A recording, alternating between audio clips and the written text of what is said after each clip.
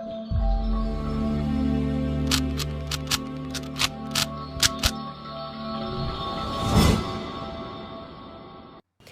everyone, this is Shilpi Saxena. Welcome to my channel Learning Hub. So today's agenda of this video is character arrays and strings in C. ठीक है, तो इस video में हम basically array पढ़ाएंगे जो कि कैरेक्टर को मिलके बना है, मीन्स एरे ऑफ कैरेक्टर्स या फिर स्ट्रिंग्स के, दोनों चीज़ों का कंसेप्ट में बताऊंगी, डिफरेंस बताऊंगी दोनों में क्या है. सो फटाफट स्टार्ट करते हैं पहले बेसिक से कि what is string. So, string in C programming is a sequence of character terminated with null character 0. Backslash this ध्यान रखना है कि ये बैकस्लैश 0 है, ये O नहीं है. ठीक है, तो जब स्ट्रिंग क्या होता है, सीक्वेंस ऑफ कैरेक्टर्स. अब कैरेक्टर्स ज़रूरी नहीं है कि कैरेक्टर्स में ए बी सी डी ही हो, ये तो स्ट्रिंग है. इन्वर्टेड कॉमास में अगर मैं 1 2 3 भी डाल रही हूँ तो वो भी स्ट्रिंग का ही पार्ट होता है. ठीक है, अगर कोट्स में मैं 1 2 3 डाल रही हूँ तो इस पर हम कैलकुलेशंस नहीं कर सकते हैं, ये चीज़ ध्यान रखनी है. Whatever is there in double inverted commas that is considered as string, that is sequence of characters. हर स्ट्रिंग के लास्ट में बैकस्लैश 0 होता है, ये ओ नहीं है. Again I am repeating, all the strings are terminated by backslash 0. Strings are defined as array of character. जैसे कि एरे हमने इंटीजर का पढ़ा है, फ्लोट का पढ़ा है. जब हम एक एरे बनाते हैं कैरेक्टर का तो वो एक स्ट्रिंग कहलाता है. The difference between character array and string array is and string is the string is terminated with unique character O. जैसे मैंने बोला है, अगर मैं लिख रही हूँ character S10 is equal to ABC, automatically इसके आगे लास्ट में बैकस्लैश ओ लग जाता है. ठीक है, जबकि इसमें हम लगाएंगे तो भी कोई प्रॉब्लम नहीं है, ये ऑटोमेटिकली स्ट्रिंग में जब हम स्ट्रिंग डिफाइन कर रहे हैं तब लग जाता है. और एरे ऑफ कैरेक्टर क्या होता है, जैसे मैं ये लिख रही हूँ, ये कैरेक्टर का एरे है, इसमें भी होता है, उसमें हम एक्सप्लिसिटली भी लगा सकते हैं. ठीक है, लेकिन जैसे ही हम स्ट्रिंग डिफाइन करते हैं ऑटोमेटिकली एक backslash 0 that is null character लग जाता है.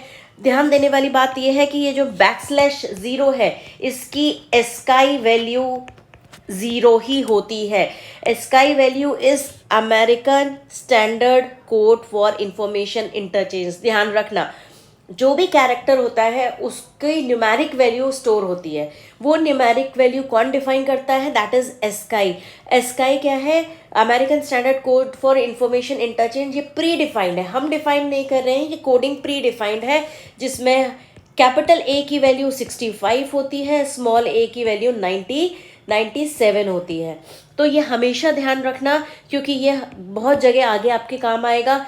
इसी तरह से बी की वैल्यू हो जाएगी 66, सी की वैल्यू हो जाएगी 67 एंड सो ऑन.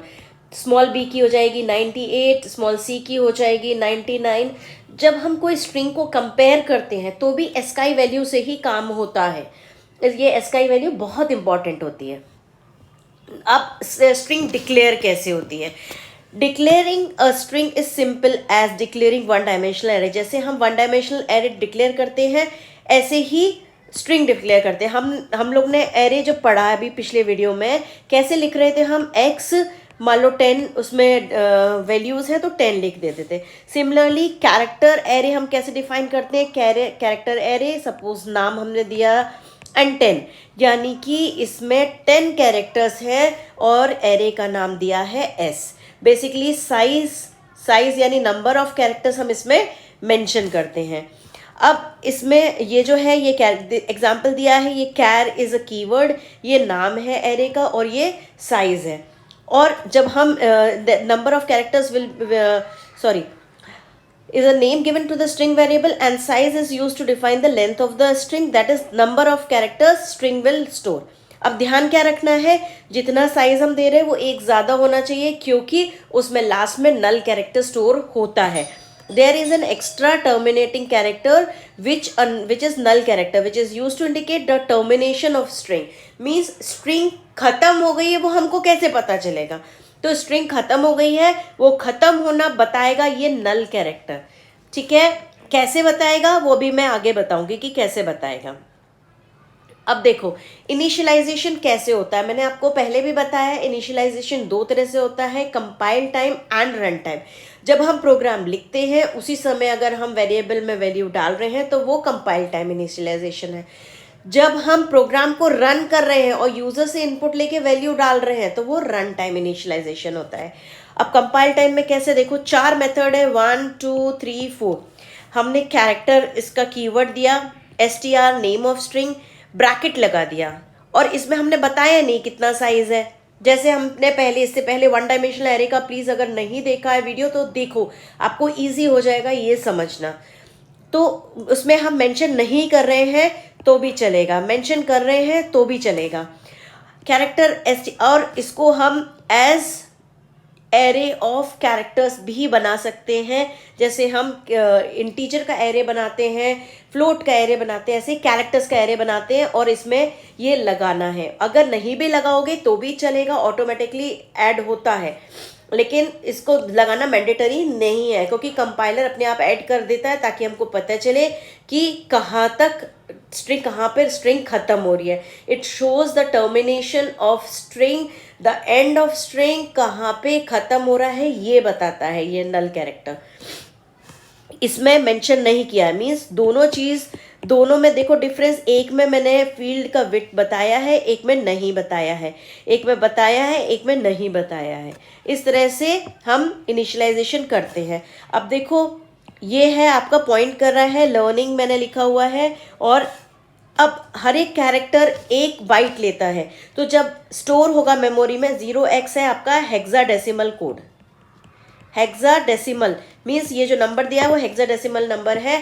ये कैसे स्टोर होगा 1 2 3, क्योंकि एक एक बाइट लेता है। तो ये कॉन्टिग्युअस मेमोरी लोकेशन होती है, ये मैंने आपको पहले भी बोला है कि एरे में हमेशा कॉन्टिग्युअस मेमोरी लोकेशन पे स्टोर होता है। वही चीज़, क्योंकि ये भी एक एरे ऑफ कैरेक्टर है इसलिए इसमें भी कॉन्टिग्युअस मेमोरी लोकेशन पे स्टोर होगा। पहले 2001 से अगर स्टार्ट हो रहा है तो नेक्स्ट कैरेक्टर 2 पे होगा, 3 पे होगा, 4 पे होगा, 5 पे होगा and so on. Even null character भी स्टोर होता है। अब रन टाइम में कैसे इनिशियलाइजेशन करते हैं, हमने आपको बताया कि जब हम यूजर से इनपुट लेते हैं, ये सारी चीज मैं आपको प्रॉपर्ली एग्जीक्यूट करके दिखाऊंगी, इसलिए वीडियो के एंड तक बने रहो, पहले समझो अच्छे से चीजों को, फिर देखो कि कैसे किया जाता है। मैंने एक एग्जाम्पल लिया है, stdio.h conio.h, जो लगाना है वो लगा सकते हो आप। उसके बाद मैंने दो स्ट्रिंग डिफाइन करी है, एक s नाम की और एक s1 नाम की। इनपुट लेना है तो वही स्कैनफ यूज करते हैं, इसमें %s लिखते हैं। अभी तक हम %d और %f यूज कर रहे थे, इसमें हम %s लिखते हैं। ध्यान देने वाली बात है कि इसमें हम m% नहीं लिख रहे हैं, लिख लेंगे एरर नहीं आएगा, कोई प्रॉब्लम नहीं होगी, लेकिन नहीं लिख रहे हैं। क्यों नहीं लिख रहे हैं? Because it is array of character. जब हम डिफाइन करते हैं, मैं लास्ट स्लाइड दिखा रही हूँ, तो ये जो str नाम का वेरिएबल है वो फर्स्ट लेटर को पॉइंट करता है और बाकी सब उसके आगे कंटिग्युअस मेमोरी लोकेशन पे होते हैं। तो यहाँ पे मुझे m% क्या होता है? एड्रेस ऑफ, इसका नाम होता है एड्रेस ऑफ। इसको यूज करने की जरूरत नहीं पड़ती है, ठीक है।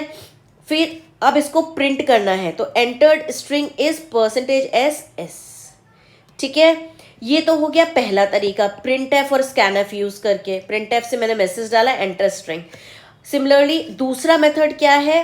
प्रिंट एफ हमने मैसेज डाला, दूसरी स्ट्रिंग करो, ये दूसरा मेथड है। Gets is a function that is use to take input from the user, जहाँ पे मुझे कोई %s नहीं चाहिए है। गेट से जो भी हम इनपुट करेंगे वो s में जाएगा। ध्यान देने वाली बात ये है कि वहाँ पे कोई भी वाइट स्पेस नहीं होना चाहिए। सपोज मैंने अपना नाम लिखा शिल्पी सक्सेना, मैंने इनपुट जब ले रही थी एंटर स्ट्रिंग 2 तो मैंने ये डाल दिया, तो इसमें केवल शिल्पी ही स्टोर होगा, सक्सेना स्टोर नहीं होगा। क्यों? क्योंकि बीच में उसको वाइट स्पेस मिल जाएगा, वहीं से टर्मिनेशन हो जाता है। तो no white space, no form feed, no tabs, no enter key is allowed. जहाँ से एंटर की, टैब, वाइट स्पेस मिलता है वहाँ से टर्मिनेशन हो जाता है। puts is a function that is used to print that particular string on the output screen, console पे प्रिंट करने के लिए पुट्स, इसके अंदर वेरिएबल नेम। अगर मैं चाहूँ तो मैं ऐसे भी लिख सकती हूँ पुट्स CS, कंप्यूटर साइंस। तो इन्वर्टेड कॉमर्स में जो कुछ भी है that is also printed as it is on the screen. ज़रूरत नहीं है कि हम वेरिएबल ही लिखें, यहाँ पे हम डायरेक्टली स्ट्रिंग भी लिख सकते हैं। अब मुझे यूज़र से इनपुट लेना है, ऑलरेडी मैं रीडिंग फ्रॉम द टर्मिनल, ठीक है। अब ध्यान देने वाली फिर यही चीज़ बता रही, वाइट स्पेस वाला कंसेप्ट होता है कि वाइट स्पेस अलाउड नहीं होते हैं। अगर सपोज मैंने ये कैरेक्टर डिफाइन किया है, दो एरे डिफाइन किए S1 और S2, तो जब हम स्कैन कर रहे हैं और इनपुट दे रहे हैं लर्निंग स्पेस हब, तो लर्निंग जाएगा आपका S1 में और हब जाएगा आपका S2 में, ठीक है। तो इस तरह से मीन्स जहाँ से स्पेस होता है वह टर्मिनेशन हो जाता है और नेक्स्ट वाले वेरिएबल में वो इनपुट जाता है, ठीक है। तो इस तरह से रीडिंग करी जाती है टर्मिनल की। ये मैंने एक एग्जाम्पल लिया है आपको समझाने के लिए कि किस तरह से इनपुट होगा। मैंने 4 वेरिएबल्स डिफाइन करें, 1 2 3 4, ये सब अब मैं आपको एग्जीक्यूट करके दिखाऊंगी। एंटर टेक्स्ट, अब मैंने 2 परसेंटेज लगाए हैं, मैंने स्कैन किया है, ठीक है। इनपुट मैंने क्या डाला, शिल्पी सक्सेना कोलन लर्निंग हब। अब इसमें स्पेस है, एक ये पहला वर्ड है, फिर ये दूसरा वर्ड है, ये तीसरा वर्ड है, ये चौथा वर्ड है, ठीक है। उसके बाद जैसे ही मैंने ये डाला तो STR1 में क्या आएगा, शिल्पी, ठीक है। STR2 में क्या आएगा, सक्सेना। अब ये लर्निंग हब जो है वो मेमोरी में प्लेस रहेगा। नेक्स्ट स्कैन में अब हम नेक्स्ट स्कैन जैसे ही डालेंगे ऑटोमेटिकली ये जो वैल्यू है उसमें चली जाती है। तो जब मैंने आगे STR3 लगाया तो उसमें चला जाएगा लर्निंग, और जब STR4 लगाया तो उसमें चला जाएगा हब। तो जब प्रिंट करेंगे तो क्या प्रिंट होगा, शिल्पी, फिर सक्सेना, फिर लर्निंग, फिर हब। उसके बाद जब हम एक और बार टेक्स्ट इनपुट कराएंगे तो अच्छा, एक और बार टेक्स्ट इनपुट कराएंगे और मैंने यहाँ मेंशन कर दिया %2s, तो इसमें हम कुछ भी डालेंगे। मान लो मैं अगर अपना नाम डाल रही हूँ शिल्पी, क्योंकि मैंने बता दिया इसमें केवल 2 ही कैरेक्टर होने चाहिए, तो आपका STR4 में क्या आएगा, STR4 में केवल SH आएगा, IPLI ट्रंकेट हो जाएगा। मीन्स %S में पूरा वर्ड जाता है, परसेंटेज में अगर हम एक डिजिट लगा देते हैं 4s, तो केवल कितना भी बड़ा हम वर्ड डालें केवल 4 कैरेक्टर ही असाइन होते हैं, उससे ऊपर असाइनमेंट नहीं होता है। अब स्ट्रिंग को मुझे जब प्रिंट करना होता है तो प्रिंट करने में भी अगेन हम ये जो आपका %S फॉर्मेट है इस पे वर्क करते हैं। तो इसमें परसेंटेज के संग अगर मैं लिख रही हूँ 8.4, तो मीन्स 8 हमारी विड्थ है, मीन्स 8 कैरेक्टर की स्पेस दी है और 4 कैरेक्टर हमें प्रिंट करना है। सपोज मेरे पास स्ट्रिंग में था, STR में था हमारा कंप्यूटर, तो 4 कैरेक्टर 1 2 3 4, तो 1 2 3 4 COMP प्रिंट होगा। ये राइट अलाइन होता है, राइट अलाइन होता है। अगर मैंने लिखा %8.3, तो 8 कैरेक्टर की स्पेस जाएगी और 3 कैरेक्टर्स प्रिंट होंगे COM, क्योंकि 3 यहाँ लिख दिया है। ये सब पॉजिटिव नंबर के संग है। अगर मैं इसको नेगेटिव कर दे रही हूँ तो सेम चीज रहेगी, सिर्फ अलाइनमेंट हो जाएगा लेफ्ट, यानी 1 2 3 4 5 6 7 8 COM। Negative means alignment on the left hand side, इस तरह से अलाइन हो जाता है। तो अब फटाफट से हम इसको लैपटॉप पे दिखाएंगे कि किस तरह से सारे प्रोग्राम एग्जीक्यूट होंगे। Okay children, so this I have started a program जहाँ पे मैं बताऊंगी कि कैसे हम प्रिंट करते हैं, कैसे इनपुट लेते हैं यूज़र से। तो देखो, अगर मुझे यूज़र से इनपुट लेना है, अभी तो मैंने कंपाइल टाइम के 2 वेरिएबल डिफाइन किए, कंपाइल टाइम का मैंने इनिशियलाइजेशन कर लिया लर्निंग हब। सपोज मुझे इसको प्रिंट करना है तो हम डायरेक्टली लिख सकते हैं printf, because it is string, तो हमने %S लिखना है, कॉमा STR2 लिख दिया, ठीक है। इसको मैं जब रन करूँगी तो देखिए आपका आउटपुट आ जाएगा, learning hub as it is print हो जाएगा। Second way to print it on the screen is puts. Puts is used to print it on the screen. ठीक है, str2. Again I just run it. देखिए 2 बार print हो गया. अब next चीज ये है कि अगर मुझे सपोज एक एक कैरेक्टर को प्रिंट करना है, एक एक कैरेक्टर को एक्सेस करना है या प्रिंट करना है, तो हम क्या करेंगे, लूप लगाएंगे. For i is equal to 0, i is less than equal to. अब मेरे पास कितने इसमें लेटर्स है, 10 है, 11 है, तो मैं 10 तक चलाऊंगी. 0 से 10 इंडेक्सिंग होती है आपकी 0 से स्टार्ट. तो L की इंडेक्सिंग 0, E की इंडेक्सिंग 1, A की इंडेक्सिंग 2 एंड सो ऑन. तो लास्ट इंडेक्स जो मेरा पहुंचेगा वो पहुंचेगा 10. तो मैं उस पर्टिकुलर इंडेक्स के अल्फाबेट को एक्सेस करने के लिए लूप लगा रही हूँ. तो यहाँ पे लूप के अंदर I can write print F. ठीक है, और यहाँ पे print, because I will be printing character, तो मुझे %c लिखना पड़ेगा. और यहाँ पे कैरेक्टर हम कैसे एक्सेस कर रहे हैं, उस वेरिएबल के नेम में उस इंडेक्स पे क्या प्रेजेंट है, ठीक है, वो चाहिए. तो इस तरह से करके हम इसको प्रिंट कर सकते हैं. सी अनडिफाइंड सिंबल आई, बिकॉज मैंने इसको डिफाइन नहीं किया है, तो इसमें इंट आई. अब देखिएगा लर्निंग हब, आपका वही चीज एक ही लाइन में प्रिंट हो गई है. सेम आउटपुट आया, आपको डिफरेंस पता नहीं चलेगा. डिफरेंस कैसे पता चलेगा, अगर हम इसमें \n लगा देंगे. ये देखिए, ठीक है. अब अगर सपोज मैं चाहूं तो मैंने सपोज इसको हटाया और कैरेक्टर को मैं यहां पर भी इनिशियलाइज कर सकती हूँ. अब पहले हम आपको आउटपुट दिखाएंगे. देखो अब वहां पे भी आउटपुट क्यों आया. अब आप कहोगे कि यहाँ पे कैरेक्टर लिया हुआ है और यहाँ पे इनिशियल वैल्यू हम उसकी 0 डाल रहे हैं. तो देखो जब कैरेक्टर लेते हैं, भले ही वो कैरेक्टर है, हर एक कैरेक्टर की एक एस्काई वैल्यू होती है जो कि स्टोर होती है. मैंने आपको पहले भी बोला, कैपिटल ए की जैसे 65, स्मॉल ए की 97 होती है, ऐसे हर एक कैरेक्टर की, हर एक अल्फाबेट की एस्काई वैल्यू होती है. मीन्स इसका बेसिकली एस्काई वैल्यू वो एक्सेस कर रहा है और उसके बाद उसको एक्सेस कर ले रहा है, इसलिए कैरेक्टर में भी एरर नहीं आएगी, प्रॉपर आउटपुट मिल जाता है. नेक्स्ट थिंग है कि अगर सपोज मेरे पास ये, इसी को मैं ले लेती हूँ. अच्छा, एक और चीज कि अगर सपोज मुझे मैंने आपको बोला हर एक में नल ऐड हो जाता है, उसका यूज क्या है, वही चीज बताऊंगी कि अगर नल कैरेक्टर ऐड हो रहा है वो कब यूज होता है, जब मुझे सपोज नहीं पता है कि इसमें 10 लेटर्स हैं, मुझे नहीं पता है कितने लेटर्स हैं, तो हम इसको कंडीशन में लगा सकते हैं. वेरिएबल का नाम है str2, इसके इंडेक्स i पे is not equal to null. ठीक है, मीन्स अब वो क्या करेगा, str2 स्ट्रिंग का नाम, एरे का नाम, उसके इंडेक्स पे यानी उसके 0 इंडेक्स पे क्या नल है, नल है नहीं है तो फिर अंदर आके प्रिंट करे. जब तक उसको नल नहीं मिल जाएगा तब तक वो प्रिंट करेगा. जैसे ही नल मिलेगा it will come out of the loop. देखिए प्रॉपर आउटपुट आ गया. तो वो नल कैरेक्टर कब यूज होता है, जब मुझे स्ट्रिंग की लेंथ नहीं पता, उस केस में हमारे लिए बेनिफिशियल होता है.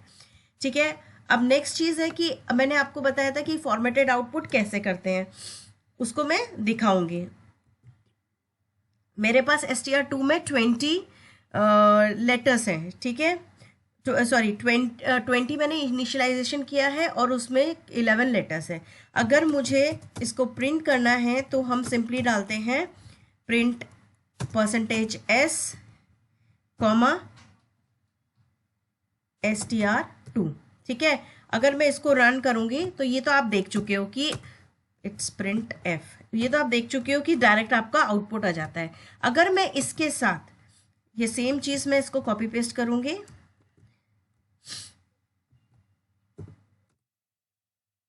सेम चीज कॉपी पेस्ट कर रही हूं मैं, इसमें परसेंटेज के साथ अगर मैं इसको विड्थ बता दूं कि मुझे 15 कैरेक्टर्स चाहिए हैं, ठीक है, और 15 कैरेक्टर्स में से केवल 4 कैरेक्टर्स मुझे प्रिंट करने हैं, तब आउटपुट देखिए आप कैसे चेंज होगा. इसको मैं \n लगा देती हूँ ताकि न्यू लाइन में आइए तो आपको क्लियरिटी ज्यादा होगी. देखिए आपको 15 कैरेक्टर्स की स्पेस मिली और लास्ट के 4 प्रिंट हुए. अलाइनमेंट देखिएगा राइट अलाइनमेंट है. ठीक है, इसी को मैं फिर से प्रिंट करूंगी। देखिए अगर मैं इसमें 1 डाल रही हूं, चेंजेस देखिएगा आउटपुट में, एक कैरेक्टर प्रिंट हुआ, विड्थ उतनी ही है। अगर मैं इसको माइनस कर दूंगी तो क्या होगा, alignment will be changed, alignment left align हो जाएगा। नेक्स्ट चीज, अगर मुझे सपोज, इसको मैं हटा देती हूँ, मुझे इनपुट लेना है यूजर से, मुझे इनपुट लेना है यूजर से, तो मैं कैसे इनपुट ले सकती हूँ, मैंने सिंपली डाला enter string and then scanf printf scanf %s followed by C, यहाँ पे $str2 लगाएंगे तो भी कोई फर्क नहीं पड़ेगा, नहीं लगाएंगे तो भी फर्क नहीं पड़ेगा। एक्सप्लेनेशन ऑलरेडी मैं पहले कर चुकी हूँ क्यों, मैं आपको दोनों चीज करके बताऊंगी कि उससे कोई फर्क नहीं पड़ता है, ठीक है। इसके बाद scan F, then I use puts, मैं प्रिंट करके दिखाएंगे हम कि क्या आउटपुट आता है, ठीक है।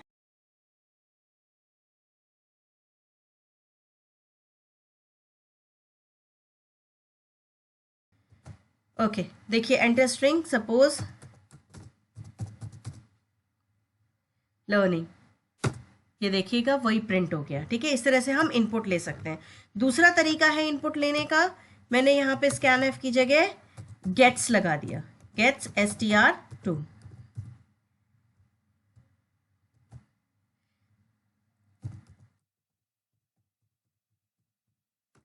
देखिए learning hub as it is print हो गया। तो इस तरह से मैं इनपुट ले सकती हूँ, आउटपुट दे सकती हूँ, ठीक है। नेक्स्ट कंसेप्ट आपका जो है, लास्ट कंसेप्ट फॉर टुडे, किस तरह से वो इनपुट लेता है, ये आपको मैंने ऑलरेडी प्रोग्राम लिखा हुआ है, मैं आपको दिखाती हूँ इसको कैसे यूज करते हैं, ठीक है। देखो मेरे पास मैंने ये वेरिएबल्स डिफाइन करी 4, ठीक है। एंटर टेक्स्ट, अब इसमें जो देखिए %s दो इनपुट ले रही हूँ, और इनपुट में मुझे क्या डालना है, शिल्पी सक्सेना लर्निंग हब। तो अब इसमें मैंने कितने 4 वर्ड्स डाले, मैंने आपको पहले भी समझाया है कि देखो बच्चों, क्या समझाया मैंने कि जो वर्ड के बाद जिसमें जब हम इनपुट दे रहे हैं तो जहां से स्पेस आता है वहां से वो वर्ड ट्रंकेट हो जाता है और उतना ही उसमें डेटा आता है, ठीक है। उस वेरिएबल में जैसे स्पेस मिलेगा उसके बाद खत्म, उसके बाद आगे का डेटा वो नहीं लेगा, जैसे उसे स्पेस या टैब वगैरह मिल जाता है, फॉर्म फीड ये सब मिलता है तो उधर से ट्रंकेट हो जाता है। अब देखना, इसमें अगर मैंने ये इनपुट दिया तो str1 में जाएगा शिल्पी और str2 में जाएगा सक्सेना कोलन, ठीक है। बचा क्या, लर्निंग हब। तो अब क्या करेगा, इसके बाद जो मैंने scanf लगाया है उसमें वो मुझसे इनपुट नहीं मांगेगा। क्यों नहीं मांगेगा, ऑलरेडी उसके पास बैकअप था डेटा का, तो लर्निंग डाल देगा वो str3 में और str4 में हब डाल देगा, ठीक है। ये चीज पहले मैं आपको दिखाती हूँ, फिर आगे एक्सप्लेन करूंगी। देखो सपोज मैंने डाला शिल्पी सक्सेना लर्निंग, तो देखिए str1 में आ गया शिल्पी, str2 में आया सक्सेना, str3 में आया लर्निंग, str4 में आया हब, ठीक है। अब इसके बाद नेक्स्ट चीज जो मैं बता रही हूं वो ये है कि अगर मैंने यहाँ पे इनपुट लेते टाइम %2s लिख दिया, मीन्स वो इनपुट में केवल 2 कैरेक्टर्स ही लेगा, भले ही हम उसमें 5 कैरेक्टर्स डाले, 10 कैरेक्टर्स डाले, डजंट मैटर, वो उसमें असाइन केवल str4 में असाइन केवल 2 कैरेक्टर्स करेगा। देखो मैंने प्रिंट भी किया है, मैं इसको फिर से रन करके दिखा रही हूँ आपको।